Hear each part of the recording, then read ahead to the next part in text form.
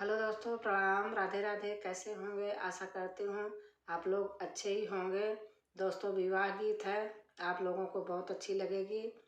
आप लोग सुनकर लाइक करना, शेयर करना, सब्सक्राइब करना, कमेंट में लिख के बताना दोस्तों कैसे लगी। धन्यवाद। कवने महलिया से निकलाई मालिनिया, कहवा साबुनाली है जाय।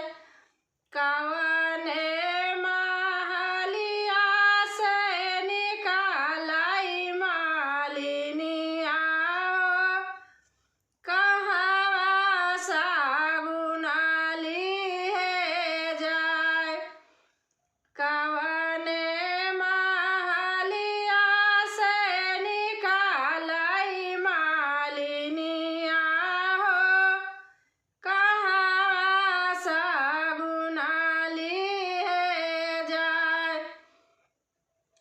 अपने महलिया से निकलाई मालिनिया हो, महुरा साबुनाली है जाय।